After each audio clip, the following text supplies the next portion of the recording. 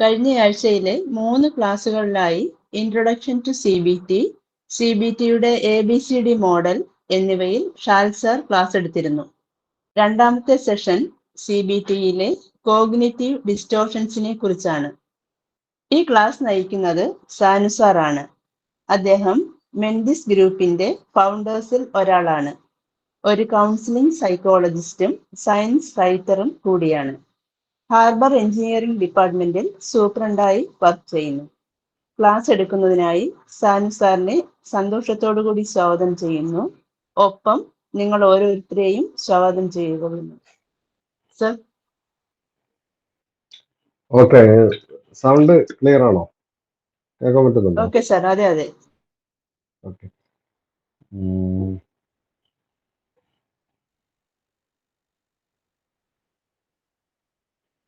Presentation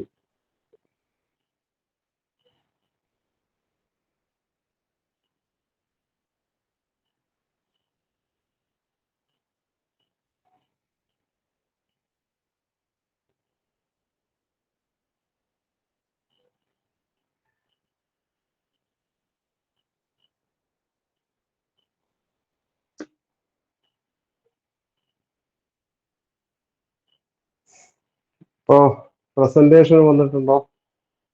yes sir. കാണാമല്ലോ അല്ലേ? കാണാം. ഓക്കെ. നമ്മള് കഴിഞ്ഞ ആഴ്ച ആരംഭിച്ച CBTയുടെ ഒരു ഇൻട്രൊഡക്ഷൻ ടു CBT എന്ന് പറയുന്ന ഒരു ടോക്ക് സീരീസിൽ ഇത് രണ്ടാമത്തെ ആഴ്ചയാണ്. നമ്മൾ നേരത്തെ പറഞ്ഞ പോലെ മെൻഡിസ് ഒരു സെൽഫ് സ്റ്റഡി ഗ്രൂപ്പാണ്. പുറമേ നിന്നുള്ള ഏതെങ്കിലും വലിയ പ്രഭാഷകർ വന്നിട്ട് അങ്ങനെ നമ്മൾ ചെയ്തിട്ടുണ്ട്. എന്നാലും അങ്ങനെയുള്ള ക്ലാസ്സുകൾ കുറവാണ്. നമ്മളിൽ തന്നെയുള്ള ആളുകൾ തന്നെയാണ് നമ്മളിവിടെ ക്ലാസ്സുകൾ നയിച്ചു വരുന്നത്. അപ്പോൾ CBTയെ സംബന്ധിച്ചിടത്തോളം ഇന്നിപ്പോൾ കഴിഞ്ഞ ക്ലാസ്സിലൊക്കെ ഷാ സാർ പറഞ്ഞാൽ വളരെ പ്രോമിസിങ് ആയിട്ടുള്ള ഒരു ഏരിയയാണ്. ഏറ്റവും അധികം റിസർച്ചുകൾ നടക്കുന്ന ഒരു ഏരിയയാണ്. നമ്മൾ ഏതൊരു സൈക്കോപത്തോളജി ചർച്ച ചെയ്താലും പല ഇന്റർവെൻഷൻസ് എന്തൊക്കെയാണെന്ന് പറയുമ്പോൾ തീർച്ചയായിട്ടും അതിൽ CBT ഒരു ഭാഗമായിട്ട് വരുന്നുണ്ട്. എന്നാൽ നമുക്ക് നമ്മുടെ സൈക്കോളജി സിലബസുകളിലൊക്കെ അതിൻ്റെ ഒരു പാർട്ടായിട്ട് CBT പഠിക്കുക എന്ന് പറയുന്നത് അതൊരു ജസ്റ്റ് ഒന്ന് പരിചയപ്പെടുത്തി പോകുന്നേ ഉള്ളൂ. അപ്പൊ അതിനെപ്പറ്റി കൂടുതലായിട്ട് നമുക്ക് ആ ക്ലാസ്സുകളിൽ നിന്ന് പഠിക്കാൻ പറ്റില്ല. പിന്നെ ഉള്ളതെന്ന് പറയുന്നത് കോഴ്സുകൾക്ക് ചേരുക. ഈ കോഴ്സുകളൊക്കെ വളരെ എക്സ്പെൻസീവ് ആയിട്ടുള്ള കോഴ്സുകളാണ്. പിന്നെ ഇന്ത്യയില് കേരളത്തിലൊക്കെ ആണെങ്കിൽ പലപ്പോഴും നമ്മൾ പരിശ്രമിച്ചാൽ തന്നെ നല്ല ഫാക്കൽറ്റികളെ കിട്ടാനില്ലാത്ത ഒരവസ്ഥയുണ്ട്. അങ്ങനെയൊക്കെയുള്ള സമയത്ത് നമുക്ക് എങ്ങനെയാണ് ഈ CBT ഒന്ന് പരിചയപ്പെട്ടിരിക്കുക എന്നുള്ളൊരു ലക്ഷ്യം വെച്ചുകൊണ്ടാണ് നമ്മൾ ഈ സീരീസ് സ്റ്റാർട്ട് ചെയ്തിട്ടുള്ളത്. നമ്മൾ ഈ ജൂലൈ മാസത്തിൽ ഈ സീരീസ് ചെയ്യാനുള്ള കാരണം നിങ്ങൾക്ക് അറിയാം. CBTയുടെ പിതാവെന്നറിയപ്പെടുന്ന ആരൺ ബക്കിന്റെ ബർത്ത്ഡേ വരുന്നത് ഈ മാസമാണ്. അപ്പൊ നമ്മൾ അതും കൂടെ ചേർത്തിട്ടാണ് ഇപ്പൊ ഈ മാസം നമ്മളുടെ ഒരു CBT മന്തായിട്ട് ജൂലൈ 18-നാണ് ആരൺ ബക്ക് ജനിച്ചത്. പിന്നെ അദ്ദേഹത്തിന്റെ മക്കളിലൂടെ കുടുംബത്തിലൂടെയാണ് നമ്മൾ ഇത് സ്പ്രെഡായത്. അവരുടെ ബക്ക് ഇൻസ്റ്റിറ്റ്യൂട്ട് തന്നെ ഇപ്പോൾ ഇതിന്റെ കൂടുതൽ പ്രചാരങ്ങളും ഗവേഷണങ്ങളും നടത്തി വരികയാണ്. നമ്മുടെ കൂട്ടത്തിൽ തന്നെ ഷാ സാർ ഇപ്പോൾ ബക്ക് ഇൻസ്റ്റിറ്റ്യൂട്ടിൽ ചേർന്നിട്ട് പഠിച്ചു വരുന്നുണ്ട്. അപ്പൊ ആ ഭാഗങ്ങളൊക്കെ അവിടെ ഉണ്ട്. അപ്പൊ ഞാൻ ഇവിടെ പറയാൻ പോകുന്നത് കോഗ്നിറ്റീവ് ഡിസ്റ്റോർഷൻസിനെ പറ്റിയാണ്. അപ്പോൾ കോഗ്നിറ്റീവ് ബിഹേവിയർ തെറാപ്പിയിൽ അതിലൊരു സ്ഥാനമുണ്ട്. അപ്പൊ അങ്ങനെയാണെങ്കിൽ പോലും അതിന്റെ ഏതെങ്കിലും ഒരു തെറാപ്പി സൈഡ് അല്ല ഞാൻ ഇവിടെ അവതരിപ്പിക്കുന്നതെന്നുള്ളത് കാര്യം നിങ്ങൾ ആദ്യമേ തന്നെ മനസ്സിലാക്കണം എന്ന് ഞാൻ പറയണം. കാരണം അത് ആ തെറാപ്പി സൈഡിലേക്ക് പറയാനുള്ള ഒരു പ്രാക്ടിക്കൽ എക്സ്പീരിയൻസ് എനിക്കില്ല. അപ്പൊ അതുകൊണ്ട് അതിന്റെ കാര്യങ്ങളൊക്കെ അത് പഠിച്ചിട്ടുള്ള ആളുകൾ അല്ലെങ്കിൽ അത് കൈകാര്യം ചെയ്യുന്ന ആളുകൾ പറയും. അങ്ങനെ പറയുമ്പോഴും നമുക്ക് അതിലൊരു ബേസ് ആയിട്ട് മനസ്സിലാക്കിയിരിക്കേണ്ട ഒരു വസ്തുതയാണ് കോഗ്നിറ്റീവ് ഡിസ്റ്റോർഷൻസ്. നമ്മളുടെ കോഗ്നീഷനുമായി ബന്ധപ്പെട്ട് ആണ് ബിഹേവിയർ എപ്പോഴും പ്രവർത്തിക്കുന്നത്. അതുപോലെ തന്നെ നമ്മുടെ ബിഹേവിയറിലെ നിശ്ചയിക്കുമ്പോൾ നമ്മുടെ ഫിസിക്കലായിട്ടുള്ള പല അവസ്ഥകളും അതിനെ കോൺട്രിബ്യൂട്ട് ചെയ്യുന്നുണ്ട്. കമ്മ്യൂണിക്കൽ സിസ്റ്റം, അതുപോലെ തന്നെ ഹോർമോണുകൾ, നമ്മുടെ എൻഡോക്രിൻ സിസ്റ്റം അല്ലേ? അപ്പൊ അതെല്ലാം നമ്മുടെ സ്ട്രെസ്സിനെയും നമ്മുടെ ബിഹേവിയറിനെയും ഇമോഷൻസിനെയും ഒക്കെ സ്വാധീനിക്കുന്നുണ്ട്. അപ്പൊ ഇതെല്ലാം ഒരു ഇന്റർ കണക്റ്റഡ് ആയിട്ടുള്ള സംഗതികളാണ്. അതില് നമ്മളുടെ ഈ കോഗ്നീഷനിൽ ഉണ്ടാകുന്ന എറേഴ്സ്, നമ്മുടെ തിങ്കിങ്ങിനുണ്ടാകുന്ന എറേഴ്സ് എങ്ങനെയാണ് ഒരു നെഗറ്റീവ് കോർ ബിലീഫിലേക്ക് അല്ലെങ്കിൽ ഒരു നെഗറ്റീവ് തിങ്കിങ്ങിലേക്ക് പോകുന്നത്, അല്ലെങ്കിൽ ഒരു ഓട്ടോമാറ്റിക് തിങ്കിങ്ങിലേക്ക് പോകുന്നത് എന്നുള്ള കാര്യമാണ് നമ്മളിവിടെ പറയുന്നത്. അപ്പൊ ഈ പറയുന്ന കാര്യങ്ങളൊക്കെ ഇപ്പം സൈക്കോളജിസ്റ്റ് എന്നുള്ള നിലയിൽ, അല്ലെ സൈക്കോളജി പഠിച്ചിട്ടുള്ള ആളുകൾ എന്ന നിലയിൽ നമുക്ക് അപരിചിതമായ കാര്യങ്ങളൊന്നുമല്ല പറയുന്നത്, പരിചിതമായ കാര്യങ്ങളാണ്. അപ്പൊ അതിനൊന്ന് ഓർമ്മപ്പെടുത്താൻ വേണ്ടി ആണ് നമ്മൾ ഈ സെഷൻ ഉപയോഗിക്കുന്നത്. അപ്പൊ നമ്മളിവിടെ ശ്രമിക്കുന്നത് വെച്ചാൽ 3 ക്ലാസ് ആയിട്ടാണ് നമ്മൾ പ്ലാൻ ചെയ്തിട്ടുള്ളത്. അത് ആദ്യത്തെ ക്ലാസ് ആണ് ഇന്നുള്ളത്. ഇന്ന് നാളെയായിട്ട് ഒരുപക്ഷെ നമുക്ക് പറഞ്ഞ് തീർക്കാൻ പറ്റുമെങ്കിൽ മറ്റന്നാള് വീണ്ടും ഷാജ് സാറിന്റെ ക്ലാസ് വീണ്ടും കണ്ടിന്യൂ ചെയ്ത് പോകും. നമുക്ക് നോക്കാം അത് എങ്ങനെയാണ് തീരുന്നതെന്നുള്ളത്. അപ്പൊ നമ്മൾ ഈ തിങ്കിങ് എറേഴ്സ് എന്തൊക്കെയാണ് എന്നുള്ളത് നമുക്കൊന്ന് ഡിഫൈൻ ചെയ്യണം. അതുപോലെ തന്നെ എന്തെല്ലാം വ്യത്യസ്ത തരത്തിലുള്ള തിങ്കിങ് എറേഴ്സ്, അത് പിന്നെ ഇറാഷണൽ തിങ്കിങ് ഉണ്ട്, കോഗ്നിറ്റീവ് ഡിസ്റ്റോർഷൻസ് ഉണ്ട്, അതിനെ സംബന്ധിച്ചിട്ട് നമ്മൾ സംസാരിക്കും. നമ്മളുടെ ഫിയേഴ്സിൽ നമുക്ക് ആങ്സൈറ്റി അല്ലെങ്കിൽ ഫിയർ ഉണ്ടാക്കുന്നതിൽ ഈ കോഗ്നിറ്റീവ് ഡിസ്റ്റോർഷൻസ് എങ്ങനെ പങ്കുവയ്ക്കുന്നു. ഉദാഹരണത്തിന് റിജക്ഷൻ, നമുക്ക് റിജക്ഷൻ ഫീൽ ചെയ്യുന്നു, ഐസൊലേഷൻ ഫീൽ ചെയ്യുന്നു, ലോസ് ഓഫ് കൺട്രോൾ ഉണ്ടാകുന്നു, ഫെയിലിയേഴ്സ് ഉണ്ടാകുന്നു. അപ്പൊ ഇതൊക്കെ എങ്ങനെയാണ് ഈ നമ്മുടെ തിങ്കിങ് എറേഴ്സ് അല്ലെങ്കിൽ കോഗ്നിറ്റീവ് ഡിസ്റ്റോർഷൻസ് വഴി ഇതെങ്ങനെയാണ് സംഭവിക്കുന്നത് എന്നുള്ള കാര്യം നമ്മൾ ചർച്ച ചെയ്യാൻ ആഗ്രഹിക്കുന്നു. വേറെ ഒന്നെന്ന് പറയുന്നത്, നമ്മൾക്ക് ഇതൊക്കെ ചർച്ച ചെയ്താൽ മതിയല്ലോ, ഇതിനെ എങ്ങനെയൊന്ന് മാനേജ് ചെയ്യാൻ പറ്റും, ഇതിന്റെ അവയർനെസ് എങ്ങനെ വർദ്ധിപ്പിക്കാം,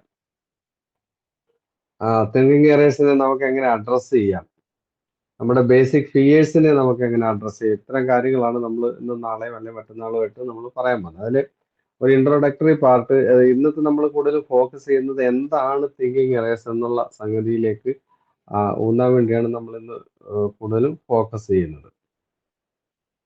ഓക്കെ, അപ്പോ നമ്മൾ എന്തിനാണ് തിങ്കിങ് എറേഴ്സിനെ പറ്റി സംസാരിക്കുന്നത്?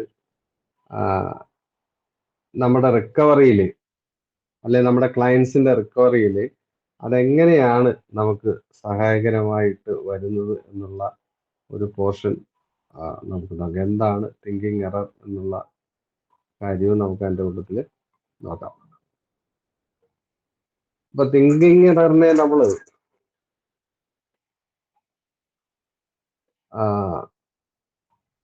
സ്റ്റിങ്കിങ് തിങ്കിങ് എന്ന് നമ്മൾ പറയാറുണ്ട്.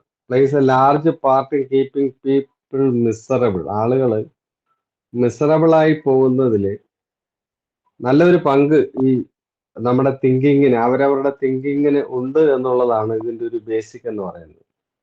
അതിന്റെ ഫലമായിട്ട് നമുക്ക് അഡിക്ഷൻ ഉണ്ടാകാറുണ്ട്, ഡിപ്രഷൻ ഉണ്ടാകാറുണ്ട്, ആങ്സൈറ്റി ഉണ്ടാകാറുണ്ട്, ആങ്കർ ഉണ്ടാകാറുണ്ട്, നമുക്ക് ഗിൽറ്റ് ഫീൽ ചെയ്യാറുണ്ട്. ഇതൊക്കെ അല്ലെങ്കിൽ നമുക്ക് ഓൾറെഡി ഒരു ഡിപ്രഷൻ ഉണ്ടെങ്കിൽ അതിനെ നമ്മൾ കൂടുതൽ, ആ ഡിപ്രഷനെ കൂടുതൽ വർഷം ചെയ്യുന്നതിന് ഇത് കാരണമായിട്ട് വരാറുണ്ട്.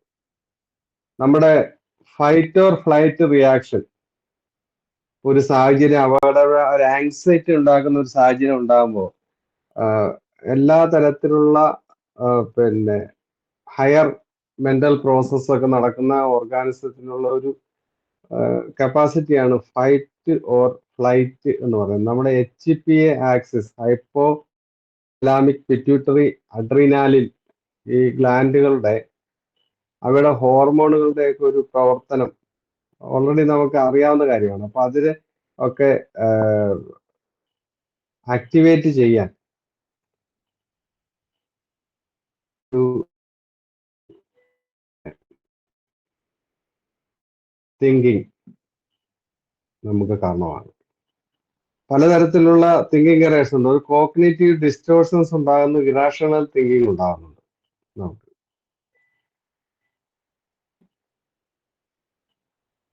നമ്മളുടെ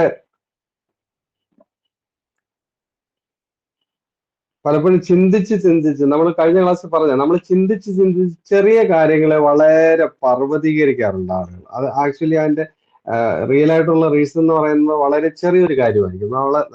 അറിയാവുന്ന ഒരുപാട് ആളുകൾ പല ചെറിയ കാര്യങ്ങളും എടുത്തു നോക്കിക്കഴിഞ്ഞാല് മറ്റുള്ളവർക്ക് വളരെ നിസ്സാരമായി തോന്നുന്ന ഒരു സംഗതിയാണ്.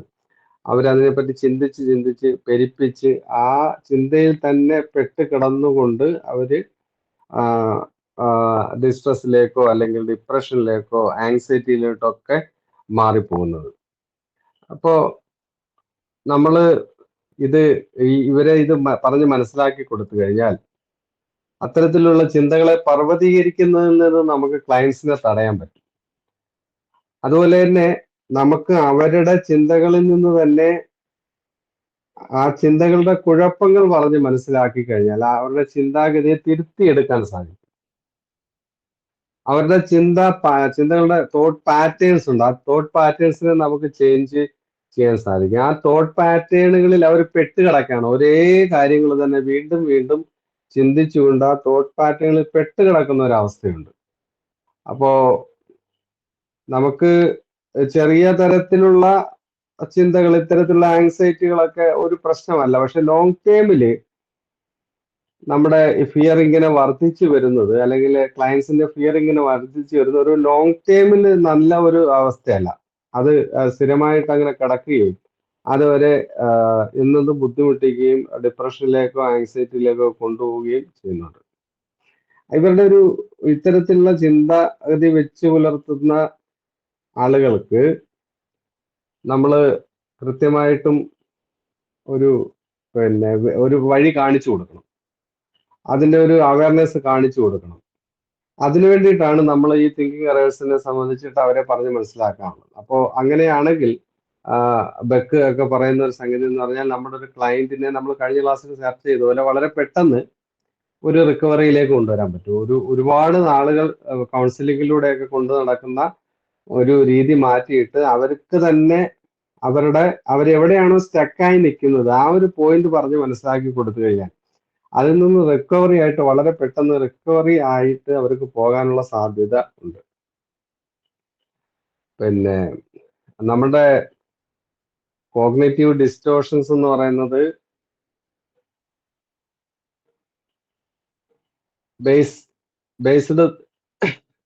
biased thoughts that can distort the way a person sees themselves, their life, their specific day-to-day situations, their relationship and other people. അങ്ങനെയാണ് ഒരു ഡെഫിനിഷൻ അതിനകത്ത് കൊടുക്കുന്നത്. നമ്മളുടെ ഡേ ടു ഡേ ആക്ടിവിറ്റീസിനെയും നമ്മളുടെ ജീവിതത്തെയും അതുപോലെ തന്നെ നമ്മളുടെ ബന്ധങ്ങളെയും നമ്മുടെ ചുറ്റുമുള്ള മറ്റുള്ള ആളുകളെയും ഒക്കെ ഒരു പ്രത്യേക മുൻധാരണയോടുകൂടി കാണാൻ വേണ്ടി നമ്മളെ പ്രേരിപ്പിക്കുന്ന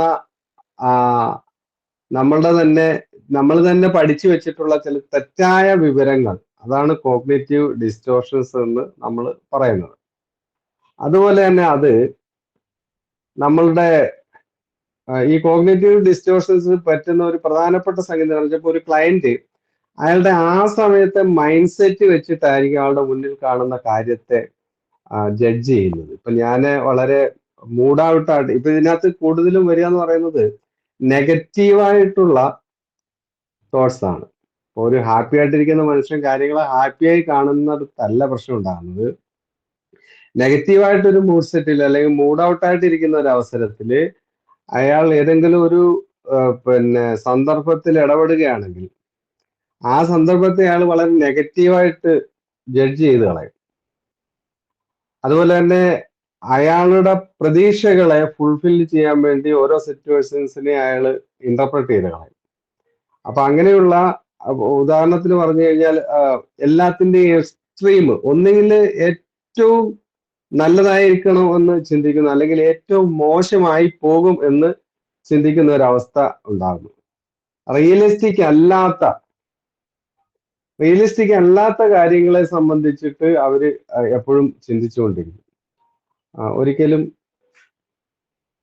അവരുടെ ഫീലിങ്സിന് കൂടുതൽ പ്രാധാന്യം കൊടുക്കും. ഫാക്റ്റിന് പ്രാധാന്യം കൊടുക്കാതെ ഫീലിങ്സിന് പ്രാധാന്യം കൊടുത്തുകൊണ്ട് അവര് എപ്പോഴും മുന്നോട്ട് പോകുന്ന കാണാം. അപ്പോ പിന്നെ യഥാർത്ഥത്തിൽ സംഭവിച്ച കാര്യങ്ങളെ പറ്റി അന്വേഷിക്കാതെ ഇപ്പൊ രണ്ടാള്, നേരത്തെ നമ്മൾ കഴിഞ്ഞ ക്ലാസ്സിലൊക്കെ പറയും, രണ്ടാളുകൾ തമ്മിൽ നിന്ന് സംസാരിക്കുന്നത് ഒരു പിന്നെ കോഗ്നിറ്റീവ് ഡിസ്റ്റോർഷനുള്ള തിങ്കിങ് എററുള്ള ഒരാൾ കാണുകയാണെങ്കിൽ അയാള് മാറി നിന്നിട്ട് ചിന്തിക്കുക, ഇവർ എന്നെ പറ്റി എന്തെങ്കിലും മോശമായിട്ട് സംസാരിക്കുകയായിരിക്കും. അയാളുടെ ഒരു ബാഡ് ലക്ക് എന്ന് പറഞ്ഞാൽ ഇയാൾ നടന്നു ചെല്ലുമ്പോൾ അവര് സംസാരം പെട്ടെന്ന് നിർത്തുക കൂടി ചെയ്തു കഴിഞ്ഞാൽ ഉറപ്പിച്ചു കളയും, ഇത് എന്നെ പറ്റി തന്നെ സംസാരിച്ചതാണ്, അതുകൊണ്ടാണ് ഞാൻ ചെന്നപ്പോൾ അവർ സംസാരം നിർത്തിയത്. അവരത് നിർത്തിയിട്ട് ഇയാളോട് കുശലം ചോദിക്കുകയാണ്. അപ്പൊ ആ കുശലം ചോദിക്കുമ്പോഴും അദ്ദേഹം അതിനെപ്പറ്റി തെറ്റേ ധരിക്കും. ഇവർക്ക് ഞാൻ വരുമ്പോൾ അവരുടെ സംസാരം തുടരാമായിരുന്നു, എന്നോട് കുശലം ചോദിച്ചത് ആ വിഷയം അവിടെ അവസാനിപ്പിക്കാനാണ്. അങ്ങനെ എല്ലാത്തിലും അൺറിയലിസ്റ്റിക് ആയിട്ടുള്ള ചില ഇന്റർപ്രിട്ടേഷൻസ് കൊടുക്കും.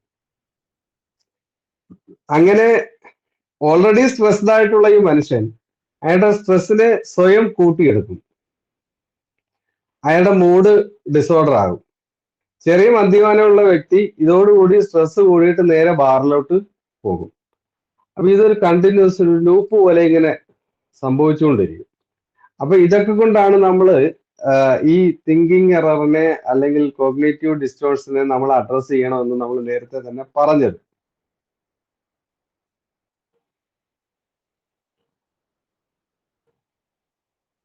അപ്പൊ നമ്മൾ ഇങ്ങനെയുള്ള ആളുകള് പിന്നെ ഒരു ഒരു ഒരു സൈക്കോളജിസ്റ്റ് എന്നുള്ളത് നമ്മൾ അവരെ ഈ കാര്യങ്ങളിൽ അവരെ നമ്മൾ പറഞ്ഞ് മനസ്സിലാക്കാൻ കഴിഞ്ഞാൽ അവരെ നമുക്ക് കുറച്ചുകൂടി ബെറ്റർ ആയിട്ട് ട്രീറ്റ് ചെയ്യാൻ പറ്റും. നമ്മളുടെ ക്ലിനിക്കിൽ നിന്ന് വളരെ സന്തോഷവാന്മാരായിട്ട് അവരെ നമുക്ക് മടക്കി അയക്കാൻ സാധിക്കും എന്നുള്ളതാണ് ബെക്ക് ഇൻസ്റ്റിറ്റ്യൂട്ടൊക്കെ നമുക്ക് തരുന്ന ഒരു ഉറപ്പ്. അല്ലെങ്കിൽ ഇപ്പൊ CBTയുടെ രീതിയിലൂടെ ആളുകളെ പെട്ടെന്ന് തന്നെ ഒരു റിക്കവറിയിലേക്ക് കൊണ്ടുവരാൻ സാധിക്കും എന്നുള്ളതാണ് അവർ പറയുന്ന ഒരു സംഗതി.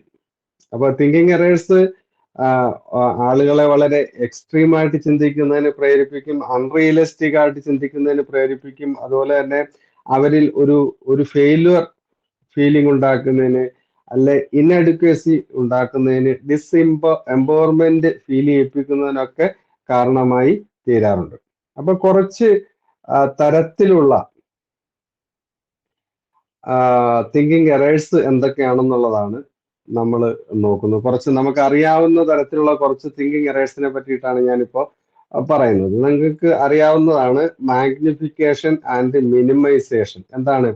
ഒരു കാര്യത്തിനെ അതിന്റെ അങ്ങേയറ്റത്തിൽ എക്സാജറേറ്റ് ചെയ്യുക, അല്ലെങ്കിൽ അതിന്റെ പ്രാധാന്യത്തെ ഏറ്റവും കുറച്ച് കാണുക. മിക്കപ്പോഴും അത് തന്നെ പറ്റി തന്നെയുള്ള ഒരു വിശകലനത്തിലായിരിക്കും. ഇപ്പൊ എനിക്ക് ഒരുപാട് കഴിവുകളുണ്ട്, ആ കഴിവുകൾ ഉള്ളപ്പോൾ തന്നെ എനിക്കുള്ള ഏതെങ്കിലും ഒരു ന്യൂനതയെ പറഞ്ഞ് കാണുക.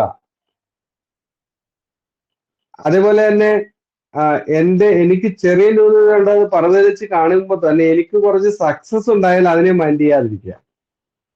ഇത് രണ്ടും നമുക്ക് നെഗറ്റീവായിട്ട്, എനിക്ക് കുറച്ച് സക്സസ് ഉണ്ടായി, ആ സക്സസിന് വലിയ പ്രാധാന്യം കൊടുക്കാതിരിക്കുകയും എനിക്ക് ഏതെങ്കിലും ചെറിയ തരത്തിലുള്ള ഫെയിലിയർ ഉണ്ടാകണേ അതിനെ വലുതായി കാണുകയും ചെയ്തിട്ട് സ്വയം ഒരു ഡിപ്രഷനിലേക്ക് പോകുന്ന ഒരു തിങ്കിങ് എറർ, അതിനെയാണ് നമ്മൾ മാഗ്നിഫിക്കേഷൻ ആൻഡ് മിനിമൈസേഷൻ എന്ന് പറയുന്നത്. അപ്പൊ എന്തിനേയും ഏറ്റവും മോശം സംഗതിയെ കാണാൻ ശ്രമിക്കുന്ന ഒരു മാനസികാവസ്ഥ, കാറ്റാസ്ട്രോഫിങ് എന്ന് നമ്മൾ പറയുന്ന ഒരു അവസ്ഥ, അത് ഒരു തിങ്കിങ് എററാണ്, അല്ല ഒരു കോഗ്നിറ്റീവ് ഡിസ്റ്റോർഷൻ ആണ്. മറ്റൊന്ന് ഓവർ ജനറലൈസേഷൻ ആണ്. ഇപ്പോ ഞാനൊരു ഇന്റർവ്യൂവിന് പങ്കെടുക്കുന്നു. ഇന്റർവ്യൂവിന് ആ ഒരു പർട്ടിക്കുലർ ഡേയിൽ എനിക്ക് നന്നായി പെർഫോം ചെയ്യാൻ പറ്റിയില്ല. അതുകൊണ്ട് ഞാൻ ഒരു ഓക്വേർഡ് ആയിട്ടുള്ള മനുഷ്യനാണ്, ഞാൻ എന്നും ഇങ്ങനെ തന്നെയാണ് എന്നുള്ള ഒരു ചിന്തയിൽ ആണ്ടുപോകുന്ന ഒരവസ്ഥ, over generalisation. Making broad interpretation from a single or few events. കുറച്ച് നമ്മള് ഡിഗ്രിക്ക് പഠിച്ചപ്പോൾ നല്ല മാർക്ക് വാങ്ങിച്ചു, പി ജിക്ക് പഠിച്ചപ്പോൾ മാർക്ക് വാങ്ങിച്ചു, കുറേയധികം ഇന്റർവ്യൂകൾ അറ്റൻഡ് ചെയ്തു. ഇന്നലത്തെ ഇന്റർവ്യൂ എനിക്ക് ഇത്തിരി മോശമായിപ്പോയി. ആ ഒരു ഒറ്റ ഇൻസിഡന്റിന്റെ പേരിൽ ഞാൻ ഒരു നെഗറ്റീവ് തോട്ടിലേക്ക് വീഴുകയാണ്. ഞാനൊരു കൊള്ളാത്തവനാണ്, പിന്നെ ഇത്രയും നാളും പഠിച്ചിട്ടും എനിക്കത് പ്രയോജനപ്പെടുത്താൻ സാധിച്ചില്ല, ഇനി എൻ്റെ ജീവിതം ഇതേപോലെ ആയിപ്പോഴും, ഇന്ന് എനിക്ക് പെർഫോം ചെയ്യാൻ പറ്റാത്തതുകൊണ്ട് ഇനി ഒരിക്കലും എനിക്ക് പെർഫോം ചെയ്യാൻ പറ്റുന്ന ഒരു ഇന്റർവ്യൂവിലേക്ക് പെർഫോം ചെയ്യാൻ പറ്റുമെന്ന് എനിക്ക് തോന്നുന്നില്ല എന്നൊക്കെ തരത്തിലുള്ള ചിന്തകൾ വെച്ച് പുലർത്തുന്നതിന്, അപ്പൊ ഒരു സിംഗിൾ ഇവന്റിനെ അല്ലെങ്കിൽ ഒരു രണ്ടോ മൂന്നോ ഒരു ഇവന്റിനെ ജനറലൈസ് ചെയ്ത് കാണുന്ന ഒരു മാനസികാവസ്ഥ, ഒരു തോട്ട് പ്രോസസ്, അതാണ് ഓവർ ജനറലൈസേഷൻ. മറ്റൊരു തിങ്കിങ് എറർ അല്ലെങ്കിൽ മറ്റൊരു കോഗ്നിറ്റീവ് ഡിസ്റ്റോർഷൻ എന്ന് പറയുന്നത് മാജിക്കൽ തിങ്കിങ് ആണ്. മാജിക്കൽ തിങ്കിങ് എന്ന് പറഞ്ഞു കഴിഞ്ഞാല് നമുക്ക് യാതൊരു ബന്ധവുമില്ലാത്ത ഒരു സംഭവത്തെ നമ്മളുടെ ചിന്തകളുമായി ബന്ധിപ്പിച്ച് കാണിക്കുന്ന, അല്ലെ നമ്മുടെ പ്രവൃത്തിയുമായി ഒരു ബന്ധമില്ല, നമ്മുടെ ഇമോഷൻസുമായിട്ടൊരു ബന്ധമില്ല, നമ്മുടെ ചിന്തകളുമായിട്ട് ബന്ധമില്ലാത്ത ചില സിറ്റുവേഷൻസിനെ അതുമായി ബന്ധപ്പെടുത്തി കാണിക്കുന്ന ഒരു ചിന്താരീതിയാണ് മാജിക്കൽ തിങ്കിങ്. ഈ മാജിക്കൽ തിങ്കിങ് ഒക്കെ ചെറിയ അളവില് എല്ലാ മനുഷ്യരിലും ഒക്കെ കാണാവുന്നതാണ്. പക്ഷെ ഇതൊരു സ്ഥിരം ആവുകയില്ല, അതിന്റെ ഒരു അളവ് വളരെ കൂടുതലാവുകയും ചെയ്തു കഴിഞ്ഞാൽ ആള് കുഴപ്പത്തിലേക്ക് പോകും.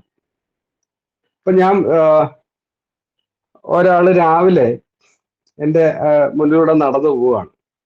നടന്നു പോകുന്ന കണ്ടപ്പോ എനിക്ക് തോന്നി ഇയാള് എന്നത്തെ പോലെ ഉഷാറായിട്ട് നടക്കുന്നില്ലല്ലോ, ചെറിയ ക്ഷീണമുണ്ടല്ലോ. അപ്പൊ ഞാന് ഇയാളോട് പിന്നെ ചോദിച്ചു, അല്ലെങ്കിൽ ഞാനത് മനസ്സിൽ കരുതി, ചോദിച്ചില്ല. അയാള് പോയിട്ട് വൈകിട്ട് തിരിച്ചു വരുന്ന സമയത്ത് ഇയാള് ഇത് കൂട്ടുകാരനാണ് ഇന്റർവ്യൂവിന് അറ്റൻഡ് ചെയ്യാൻ വേണം, ആ ഇന്റർവ്യൂ അയാൾ പാസ്സായില്ല. ഈ ഇന്റർവ്യൂ പാസ്സാകാത്തത് അയാൾക്കൊരു പ്രശ്നമായിരിക്കത്തില്ല, പക്ഷെ ഞാൻ ആലോചിച്ചു, ഞാൻ രാവിലെ ഇയാളെ കണ്ടപ്പോ ഇയാള് ഇത്തിരി മൂഡ് ഔട്ടാണെന്ന് എനിക്ക് തോന്നി. എനിക്ക് ആ തോന്നിയത് കൊണ്ടായിരിക്കുമല്ലോ ഇയാൾക്ക് ഈ ഇന്റർവ്യൂവിൽ ഇന്ന് അറ്റൻഡ് ചെയ്യാൻ കഴിയാതിരുന്നത്. അപ്പൊ ഞാൻ അങ്ങനെ ചിന്തിച്ചത് വളരെ മോശമായി. ഞാൻ അയാളെ പറ്റി നല്ലത് ചിന്തിച്ചായിരുന്നു, ഒരുപക്ഷെ അയാൾക്ക് ആ ജോലി കിട്ടുമായിരുന്നു. അപ്പൊ ഇങ്ങനെ നമ്മള് അയാള് ജോലിക്ക് പോയി അല്ലെങ്കിൽ ഇന്റർവ്യൂവിന് പോയി അയാൾക്ക് കിട്ടാതിരുന്നത് നമ്മുടെ ചിന്തയായിട്ട് യാതൊരു ബന്ധവുമില്ല. ഞാനിങ്ങനെ നടന്നു വന്ന വഴിക്ക് ഒരു കൊല, നല്ലൊരു വാഴക്കൊല ഇങ്ങനെ വിളഞ്ഞു വരാറായി. നല്ലൊരു വാഴയാണല്ലോ എന്ന് ഞാൻ ചിന്തിച്ച് നടന്നുപോയി. വൈകിട്ട് വന്നപ്പോ കാറ്റടിച്ച് ഈ വാഴക്കൊല ഒടിഞ്ഞു കിടക്കുക. അപ്പൊ ഞാനിതിനെപ്പറ്റി ആരോടും സംസാരിച്ചില്ല, ഒന്നുമില്ല, ഞാൻ മനസ്സിൽ വിചാരിച്ചതേ ഉള്ളൂ. വൈകിട്ട് വന്നപ്പോൾ വാഴക്കൊല ഒടിഞ്ഞു കിടക്കുകയാണ്, അത് വെട്ടിവിൽക്കാനും പറ്റത്തില്ല, അത് തോരൻ വെക്കാവുന്ന ഒരു അവസ്ഥയിലൊക്കെ ഇങ്ങനെ കിടക്കുക. അപ്പൊ എനിക്ക് പെട്ടെന്ന്, ഞാൻ രാവിലെ ഇതിനെ കണ്ട് അങ്ങനെ ചിന്തിച്ചില്ലായിരുന്നു, ഒരുപക്ഷെ വാഴ ഇപ്പോഴും അവിടെ ഉണ്ടാവും. ഞാൻ അതിനെ വളരെ ഇമ്പോർട്ടന്റ് കൊടുത്ത് എന്റെ കണ്ണ് പെട്ടതായിരിക്കും അതിന്. അന്നത്തെ ദിവസവും അടുത്ത ദിവസം മുഴുവൻ ഇതിനെപ്പറ്റി ചിന്തിച്ച് ഞാൻ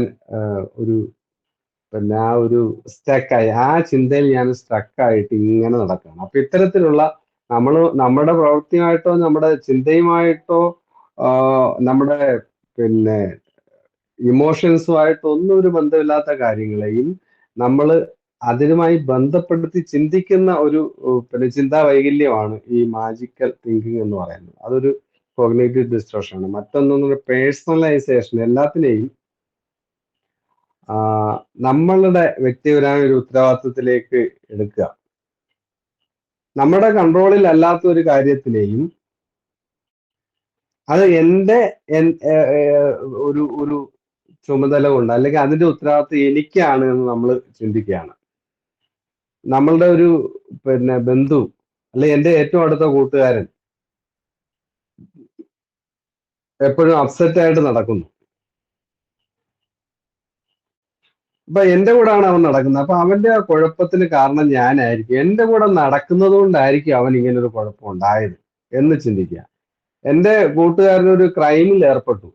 അപ്പൊ എന്റെ കൂടെ നടക്കുന്നവന്. അപ്പൊ അവൻ അതുവരെ വലിയ കുഴപ്പമൊന്നുമില്ലാതെ നന്നായി നടന്ന ഒരു പയ്യനാണ്. പെട്ടെന്ന് അവനൊരു പിന്നെ ക്രൈമിൽ ഏർപ്പെട്ടു, മറ്റു ഒരാളുമായിട്ട് വഴക്കായി.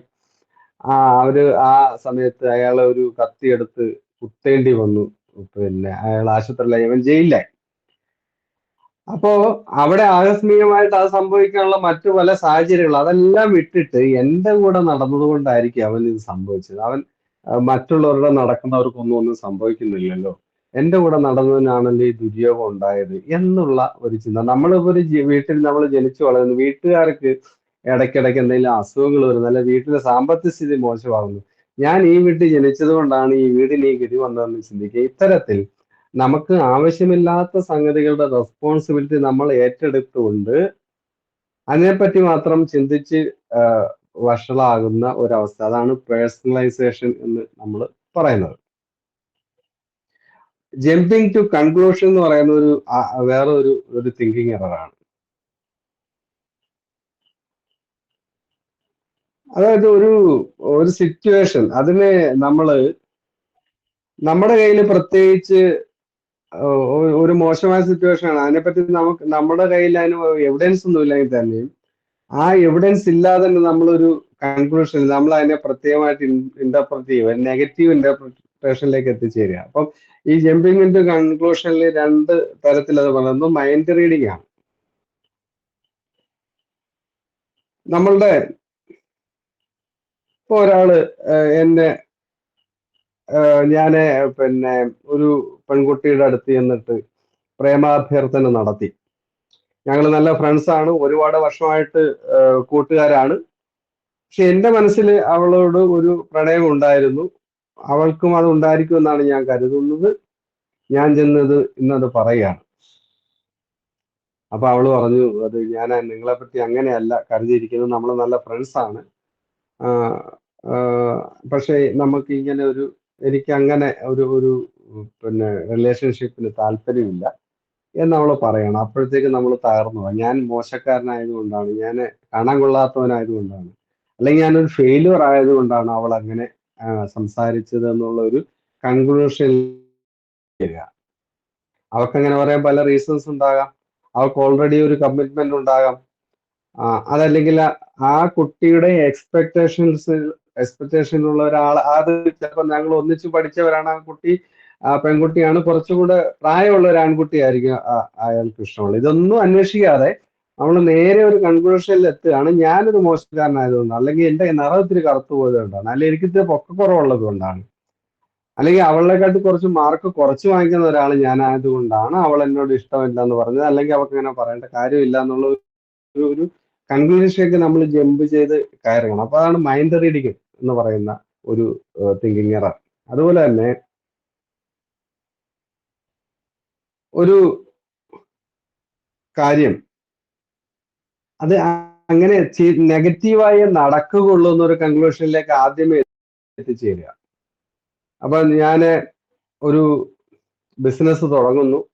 ബിസിനസ് തുടങ്ങുന്നതിന് മുമ്പ് തന്നെ എന്റെ ആറ്റിറ്റ്യൂഡ് എന്ന് പറഞ്ഞാൽ, ഞാൻ ബിസിനസ് തുടങ്ങിയാൽ ഇത് വിജയിക്കാൻ പോകുന്നില്ല, നാട്ടുകാരുടെ നിർബന്ധം കൊണ്ട് ഞാൻ തുടങ്ങുന്നതാണ്, അതുകൊണ്ട് പക്ഷെ ഇത് വിജയിക്കാൻ പോകുന്നില്ല. അപ്പൊ എന്ത് കാര്യത്തിലും ഫോർച്യൂൺ ടെല്ലിംഗ് എന്ന് ആണ് ഇതിന് പറയുന്നതെങ്കിൽ പോലും നമ്മൾ അതിന്റെ ഫോർച്യൂൺ പറയുന്നത് നെഗറ്റീവായിട്ടായിരിക്കും, നെഗറ്റീവായ ഒരു ഫോർച്യൂൺ ആയിരിക്കും നമ്മൾ എപ്പോഴും പറയുന്നത്. അപ്പൊ ജമ്പിങ് ഇൻ ടു കൺക്ലൂഷൻസ് എന്ന് പറയുന്ന ഒരു പിന്നെ തോട്ട് എറർ ആളുകൾ എപ്പോഴും എത്തിച്ചേരുന്ന ഒരു സംഗതിയാണ്. നമ്മളപ്പോ ഓരോ ക്ലയന്റിനെ നമ്മൾ ഐഡന്റിഫൈ ചെയ്യുമ്പോൾ ഇയാളുടെ ഈ തോട്ട് പ്രോസസ്സിൽ എവിടെയാണ് ഇയാൾ സ്റ്റക്കായി നിൽക്കുന്നത്.